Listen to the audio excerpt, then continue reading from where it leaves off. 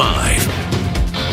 Controversy continues to overshadow a movie that was once considered to be an award season favorite. Simone Boyce here now to explain how the film's creator is now dealing with events from his past. Simone. It's not a pretty picture, and I think this is just the beginning of the fallout that we're going to see. Nate Parker is on the brink of superstardom. The rave reviews continue to pour in for his film, The Birth of a Nation. But for some moviegoers, a troubling rape allegation from his past is making it difficult to support Parker in the present.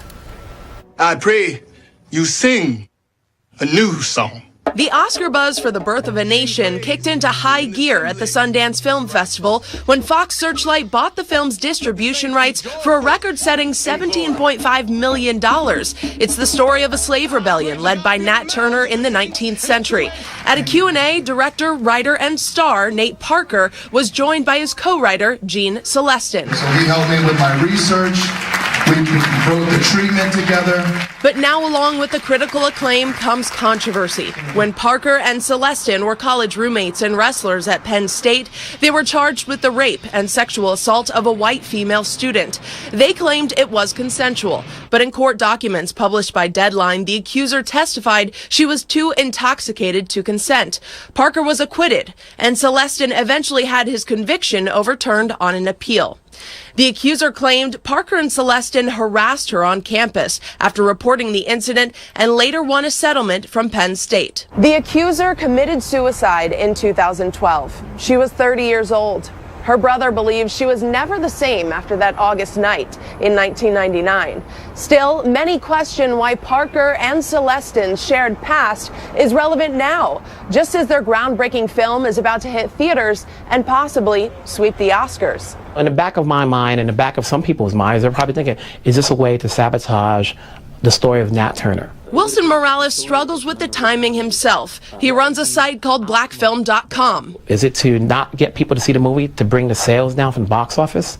Is it to bring, to bring light to Nate Parker because he's now becoming mainstream? But the complexity of this controversy runs centuries deep and extends across racial and gender lines, as Morgan Jerkins articulated in an essay on The Atlantic. It brings up this point about who gets to have the message of talking about black liberation, and why is it always through a male lens, and what does it do to black women when we bring up patriarchy within our community and misogyny? For many women, it's even harder to support Parker after seeing how he's handled the renewed interest in this case.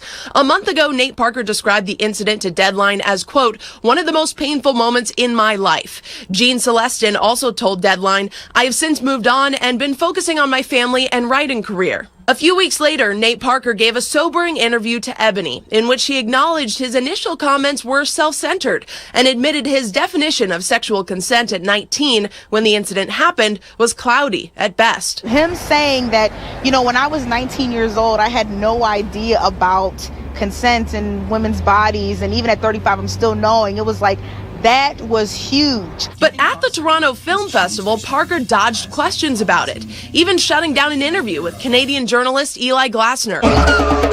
In The Birth of a Nation, Gabrielle Union plays a woman who was raped. In real life, Union is a survivor of sexual violence. In an op-ed in the LA Times, she wrote, as important and groundbreaking as this film is, I cannot take these allegations lightly.